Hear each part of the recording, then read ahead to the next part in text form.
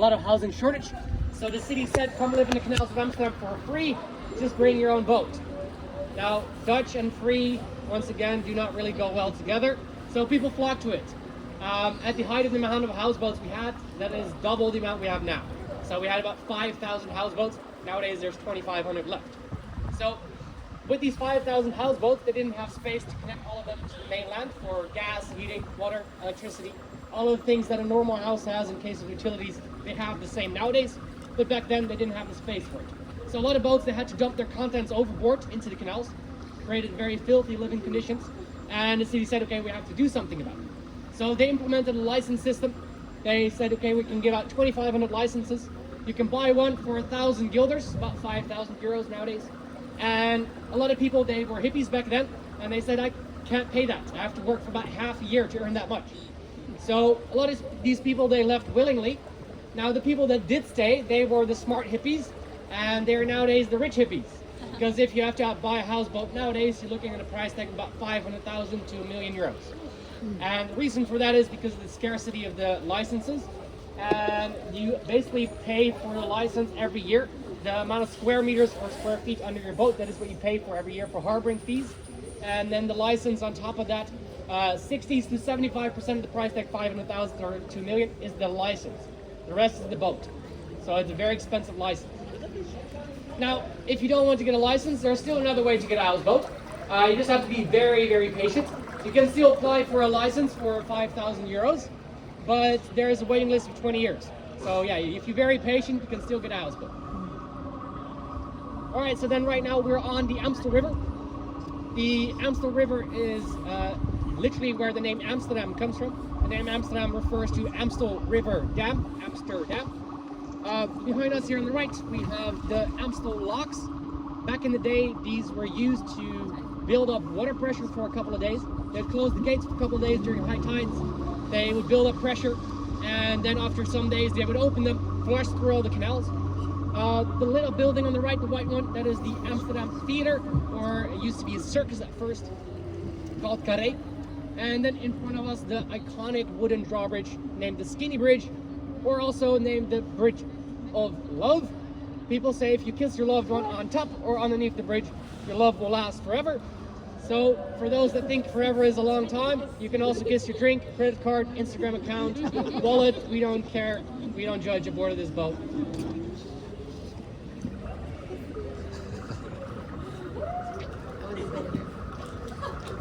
All right, so one thing, I should have said that before, but I can only guarantee 3 months. After that, all bets are off. Reason is I've been proven wrong that it's actually not forever. Not myself, but a colleague of mine had a girlfriend back then, and he tried to gain some mutual love from the bridge, and they broke up after 3 months. So yeah, it's only 3 months guaranteed. Sorry. Now, there is also a story why it's called the Bridge of Love. You guys have two choices. Do you want the folklore story, which is only half true, or do you want the full true story, which is maybe a little bit more boring? Folklore? Lovely. Alright, so we'll start with the story before this bridge was built. And during that time, there were two sisters living on either side of this bridge. And these two sisters, they were quite wealthy, but they were also quite lazy because of it. So these two sisters, they didn't want to walk all the way to a different bridge to cross the river to see each other. Mind you, the bridge there and the back one weren't there yet, so they had to walk quite far. But saying that you don't want to see each other is quite a big thing, so they only really waved from the opposite side of the bridge, or the river. And their father thought that was a shame, and their wealthy father, out of love for his daughters, he built them a bridge. However, when he reached the middle part of the bridge, he wasn't as wealthy as he thought he was, and he couldn't finish the bridge. So the people in the workers' neighborhood on the right, they wanted the bridge to be finished. So they actually finished the bridge with 2 planks, which crossed the gap. And these 2 planks were about 80 centimeters wide, about 3 feet. So that was not a very big bridge. So that meant if you were crossing the bridge from opposite directions, you had to kind of hug each other to be able to get around to go your opposite ways. So what would happen is that single men would get the idea of waiting on the side of the bridge that was finished, looking for a nice looking lady like she was going to cross the bridge, and they would try to cross the bridge at the same time.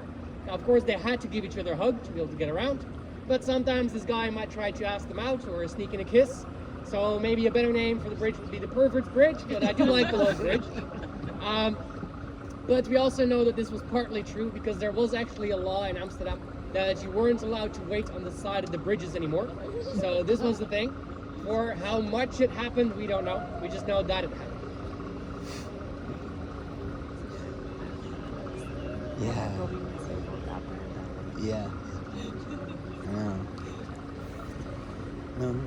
It wasn't. All right, so if No, you guys it's- look at the water in Amsterdam, would you say that the water in Amsterdam looks clean? No. No? So if I were to grab a cup of water from the canal, what color does it have? Brown? Anyone else? Purple, green, yellow, blue? Anyone want to say clear? Good. So this is the water here in Amsterdam. Under the bridge, but you might be able to see it. Anyone got a glass of white wine? Yeah, if you want to hold it right next to the cup, it looks very similar. This is what we call our Amsterdam Chardonnay. So yeah, this is the water in Amsterdam. It's got a slight yellow touch to it, and that is only because it's autumn right now, or becoming autumn right now. So because of that, the leaves start falling from the trees and they dirty up the water a little bit more. But why the water is as clean as it is because back in the day we had the locks and the Amstel. Nowadays all the water from Amsterdam goes to the city by the North Sea called Amuiden, and that's where there is a large sea lock keeping all the water out, because Amsterdam is about 2 meters below sea level. So they are keeping the water out, but what happens, it also keeps all the water in. So the water from here becomes stagnant water if they didn't do something about this, because stagnant water starts to smell very, very badly. If you've ever been to Venice, that is what that smells like. In summertime, it can get really bad. So that is why this large sea lock, every 3 days, they refresh all the water in the canals by pumping out several thousands of liters into the sea. And by that, they have an artificial flow in the canals and they keep it clean. So because of that reason, they say that if you filter this water once through a good water filter, you can drink it. It's almost drinkable water.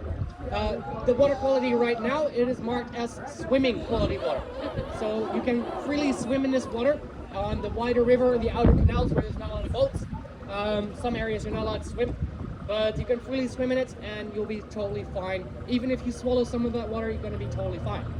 The water is that clean that even if you swallow small amounts of the water, the worst thing can happen, you get a little bit of diarrhea. It's not going to kill you. But if you would drink 3, 4, 5 liters of this a day, that's a little bit tricky.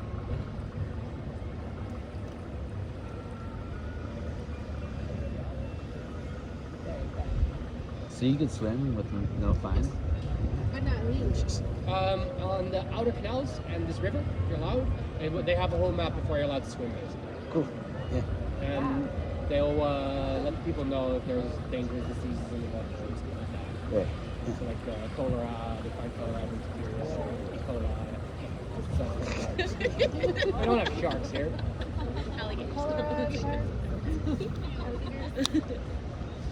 No, there's no animals in the Netherlands that can kill you, besides maybe wolves. But, yeah, even wolves are more afraid of you than you of them.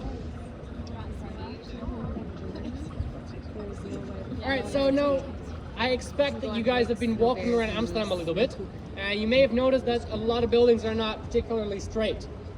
Yeah, that happens quite a lot.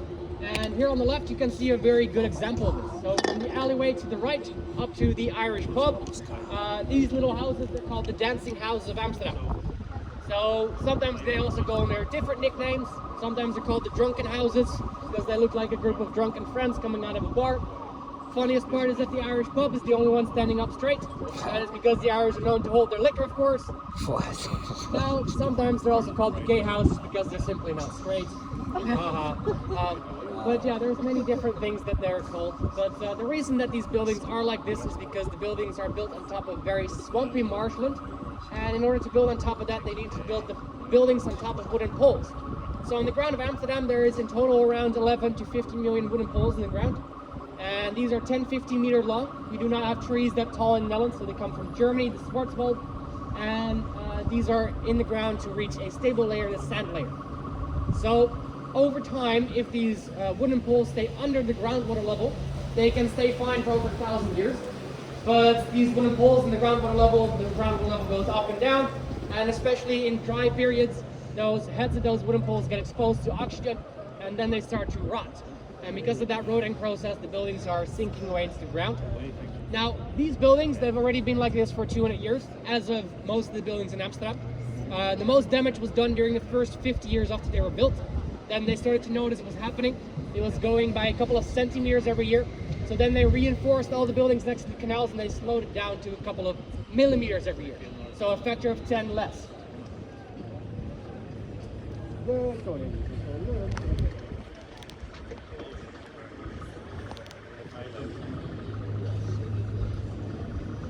So this little tower in front of us, that is the coin tower, or in Dutch the munttoren. So this is where the coins were made for a long time. That is the florins I was talking about earlier. And these coins, the florins, they were named after the Count of Amsterdam named Floris. But this little tower is now a clock tower. Back in the day, it used to be the part of the city gates of Amsterdam. So this is where the first city ring of the old city of Amsterdam stopped. There used to be two towers across from each other. The other tower was demolished, and they turned this remaining tower into a clock tower. That is the different colored part on top of it.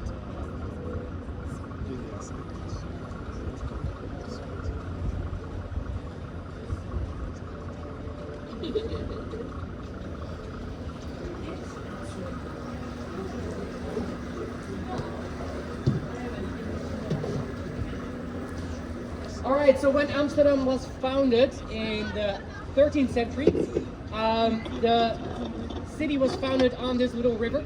They built a dam actually right at the end of this little canal. That is Dam Square nowadays. And Dam Square is along the road here to get to Dam Square. And this was the dam that they placed on this Amstel River. Then they led the water through the red light district, or the old city center of Amsterdam, towards the sea. And this was done to prevent the salty seawater from coming back onto the farmlands and the salty seawater ruining the crops of the farmers. So until the 15th century, the village Amsterdam was very small. It was only up to 100,000 people in population, and it was only a farming and fishing village. And then after the 15th century, that is when we boomed, when we became the Dutch, when we got the Dutch East India Company moving to Amsterdam. And in 100 years, they grew in twice the size. This. Hooligans. Hooligans. Some people.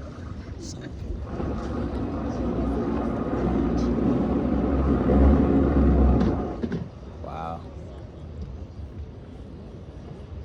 Pretty cool.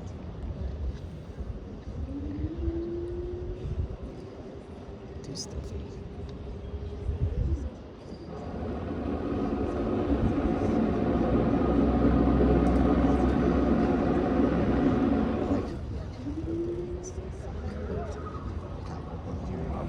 It's still warm. It's warm with the river. Or the smooth, that's the line. Alright, so we're about to go into the oldest part of town. Next to this corner, we'll get to one of the very narrow passageways of Amsterdam into the old city center. And along the left-hand side of this passageway, that is where the oldest part of the city walls of Amsterdam is. That is the only remnants of the old city walls. And there is some yellow stones in between the bricks. Those yellow stones are from the 14th century. Those are the oldest parts of the wall here, and the only remnants of it. Now, on the corner, there is a little terrace over here. That's the smallest terrace in Amsterdam. You can access it from the street on the other side. And there's a little Mexican restaurant on top of it. So for the Americans on board, don't take this personal, but it's a little jab. So you've been building a little wall with your border with Mexico. From a historical perspective, I can give you a little tip, because this wall is going to be completely useless. Because take a look at Amsterdam. The Mexicans are just going to have a restaurant on top of your old city walls, and it's going to be completely useless. From your lips to God's ears. There you go. I always have to That's say it, good. I'm sorry. It's just too good to be No, true. great. Yeah, bring it all.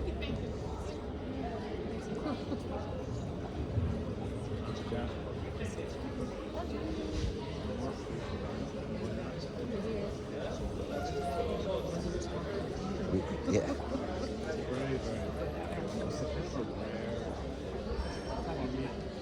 Oh, Alright, so these two canals that you see on the left hand side, these are the two canals of the red light district, in Dutch called the Wallen. And the Wallen might sound a little close to another place in New York called Wall Street. And that is because New York used to be New Amsterdam before it was New York. And this place called Wall Street is actually named after this area, the Wallen. Now, the place Wall Street wasn't in a wall, what you would call a wall in English. It was actually a place where you docked boats back in the day. So in Dutch, if you say I'm going aan wal, that means you're going to dock your boat. And so wal was a place where you docked your boats. So that was what they had in common back in the day. Nowadays, Wall Street and the Wallen, they still have something in common. Like I said, this is also where the red light district is. So both in Wall Street and the Wallen, you can get screwed for your money. Only in Amsterdam, you get a happy end.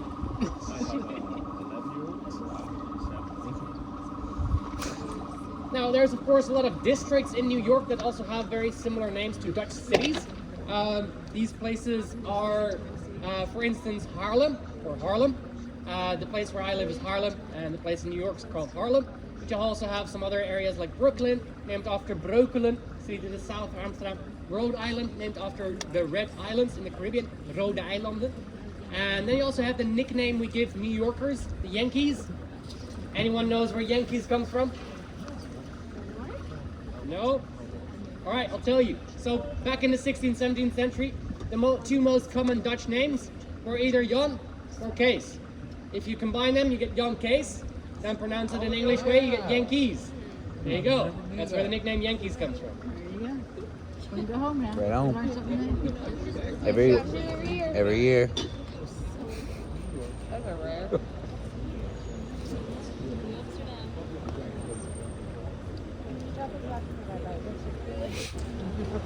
We don't want to walk all the way back. It's just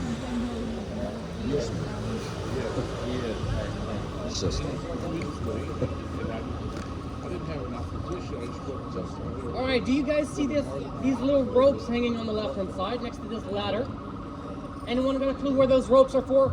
Drowning. Exactly, drowning. To avoid drowning, or something.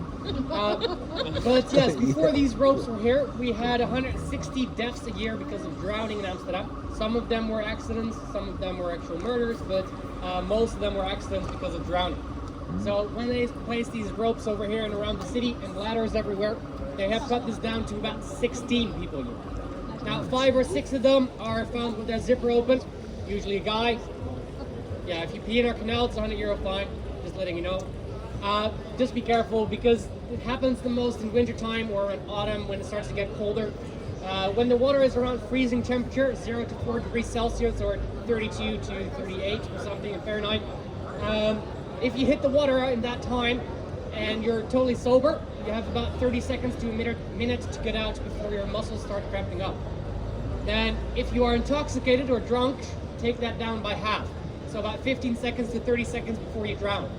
That is how fast you have to get out of the water before you cramp up. So because of that, a lot of people, they used to just drown because they couldn't do anything in those 15 to 30 seconds. Because you literally go into shock, your body can't do anything anymore. So if you don't see if someone else doesn't see you falling in or rescues you, you're pretty much screwed.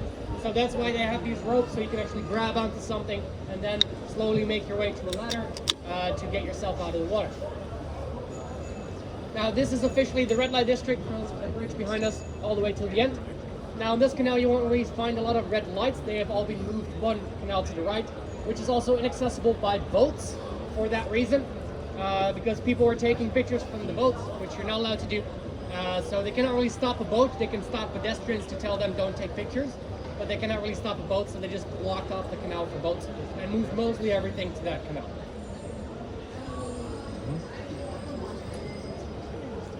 Now what you will see on this canal is a lot of erotic stores, some coffee shops, some bars, cafes. Still a busy area for people to hang out. If you are going around here, do be careful. Some prices are a little bit price gouged over here. So make sure that if you're buying a pint of beer, half a liter beer, it's usually around 6, 7, 8 euros. More than that is really bad.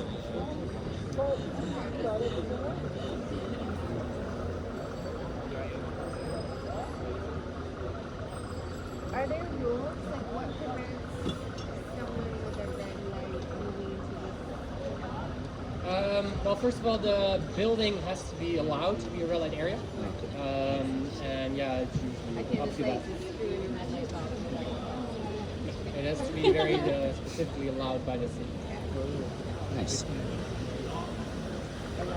All right, so what you have been able to see on this canal is several of these Bulldog logos. So the Bulldog is the very first coffee shop in Amsterdam, and it's not that they have several different coffee shops on this place. They only have one coffee shop, or actually two, maybe. And because one of them is an actual coffee shop, one is a cafe where you're allowed to smoke inside of. The other's a brand store, the other's a hotel with a coffee shop inside it. So there's all kinds of things. But the Bulldog was the first coffee shop in the Netherlands, founded in 1975. And they're only the first coffee shop because of a technicality, because the first coffee shop was actually a tea house, so not named a coffee shop, so not allowed to be the first coffee shop by name. So in 1975, that is when marijuana became decriminalized in the Netherlands. So it's not even legal, it's decriminalized. What that means is you're allowed to have up to 5 grams on you in person. Anything over that, and you're considered a supplier of marijuana. And these coffee shops eventually, after 10, 15 years after this, became the only legal places allowed to sell marijuana, allowed to have up to 500 grams in stock, but on a busy Saturday, they go throughout that within an hour. So they're also not allowed to buy any of their products, and they're not allowed to make it themselves. So how they get their products, no one knows. That is still the gray area of these coffee shops. So now why are they named coffee shops? Well, in 1975, there were places that sold coffee and tea above the table, coffee shops, tea houses, and they started selling marijuana under the table because Amsterdam back then was the hippie capital of the world, and people wanted to smoke something else besides cigarettes. So that's where the name coffee shop comes from. Places that just sell coffee are usually named coffee houses or coffee cafes. Then here on the left, we have a very good example of Dutch efficiency. The oldest church, named the Old Church, with some red light windows. In the same alleyway, there is some green banners on some windows. That is a daycare and a public toilet right here. So that is what we call Dutch efficiency. Dad in the morning can drop off the kid to the daycare, take a little leak in the toilet, go to the red light windows, go to the church afterwards and confess his sins, and then go to work, all in the span of about 30 minutes. So yeah, no, that's a little joke. There is some reason why the kindergarten is there, is because the ladies that work in this neighborhood, they also have kids. They need a place to have their kids be staying at during the day. But most of the kids in this neighborhood and in the rest of the Netherlands kind of know what is going on here, but they don't know the full extent until they're about 8 to 10 years old. So before that time, what they're taught by the teachers is they are taught that the ladies sell kisses, which is kind of cute. So, but yeah, it literally goes prostitute, prostitute, prostitute, kindergarten, prostitute, prostitute, prostitute. So that's how it goes. Now, why is there very large red light windows facing a church? That stems from back in the day, 16th, 17th century, when they needed to legalize prostitution the first time. So Amsterdam was a port city. Many sailors would arrive, and these sailors would have been at sea for 3 to 6 months at a time. And when they arrived in a port, they would get paid, and they wanted to spend this money on 3 things: alcohol, food, and women. Now, if women were not widely available on the streets, they would annoy them, and we didn't want that, so that's where the prostitution was coming from. So they legalized prostitution. Of course, the church back then still had quite a bit of power as well, and they didn't really like that because of sex outside of marriage. So the church did see the need for it, so they went along on one condition, and that was that the red light windows would have large bay windows facing the church. So when there would be someone going inside and the lady would close the curtains, the priest inside the church knows, hey, there is a curtain closed, I need to pay attention. Priest waits for about 15 to 20 minutes, curtains open again, it means they're done. Priest runs outside, grabs the guy coming outside by his earlobe, drags him into the church, and tells him, you need to pay the church some money because you have sinned and you need to confess. So yeah, it was mostly about the money.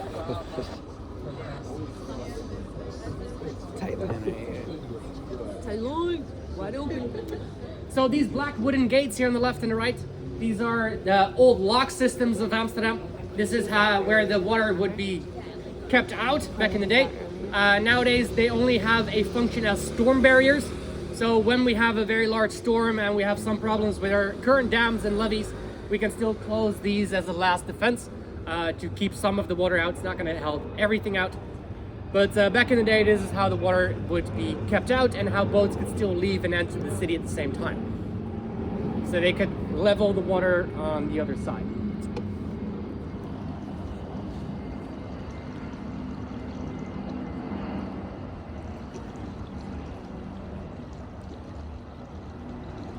So is everyone enjoying themselves?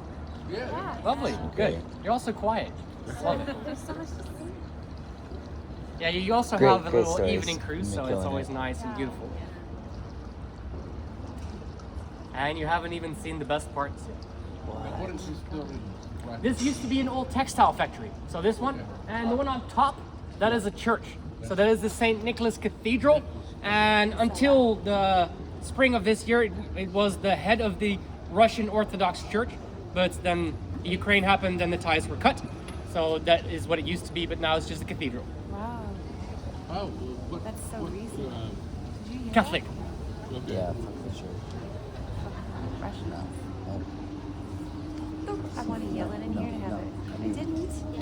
Yeah, Saint Dick is the saint of Amsterdam itself, just like a lot of other places in Europe. But the old church used to have the name Saint Nicholas Church until we banned the Catholic faith because we were part of the Holy Roman Empire. Had an 80 years war with the Spanish because they were prosecuting Protestants in the Netherlands, and that is when we became fully Protestant and banned the Catholic faith for some time. So the church wasn't allowed to keep its name and was named the Old Church. Never got it back because this new church was the new Cathedral Catholic Church and called St. Nicholas Church. All right, so then right now we are at the Old Harbor of Amsterdam. So this is where the boats would all be docked, about 15,000 boats in total of them sailing around the world. Not all of them will be docked at the same time, of course. But everything you see on this 180-degree circle on the left-hand side, this all used to be water back in the day. This is within 5 minutes from here, we're at sea. And this is the large body of water in the middle of the Netherlands that you see on the map. This used to be in sea until the 1930s. Then we built a large dam closing off our inland coastal waters for flooding. And ever since then, we no longer have had floods, but also no longer have a direct connection to the sea in Amsterdam. So we need to drive 15 kilometers towards the sea by the city called IJmuiden. That is where all the water comes to and goes. So Amsterdam Central train station has been here for over 200 years. And when they were digging a metro tunnel for the north-south line, which connected the north to the south, they also actually found something under Amsterdam Central train station, which they didn't expect to find. Anyone can guess what they found under there? Bicycles. Many, many bicycles. So like I said, it used to be water at some point. So bicycles are everywhere. They're underground, they're in the canals, they're all over the place in the city itself. So why are there so many bicycles? Well, we have a very flat country. It's already ideal for cycling, but the main reason is it's become the most safe country in the world to cycle in. And it's a main mode of transportation for a lot of people inside cities. If you go to different cities from one to another, people usually use public transport or a car, but inside cities, the bike is just the fastest way. Now, this came to be because after the Second World War, during the 60s and 70s, the roads were redesigned to have cars come into the road. And because of that, a lot of accidents with cyclists already there started happening in the Netherlands. And people started complaining so much that the government actually started doing something about it. And that is why there is nowadays about 5 million kilometers of bike lanes throughout the whole country in the Netherlands. And these are these red bike lanes. Not always red, but usually they're red. And a little thing about these red bike lanes, walking in the red means you're dead. Yes, very good thing to keep in mind. If you're walking on a red bike lane and you get hit by a bike, that is your problem. Very rudely stated, but by law, if you're walking in a bike lane and you get hit by a bike, you're actually the one that's liable. So just be careful. That's why I'm letting you guys know, because you might not have been used to bikes in your own place. So just be careful that you're not walking on a red lane. If you cannot differentiate between a sidewalk or a bike path, if they're not red, I can understand. But if they're red, just watch out. Don't walk in them.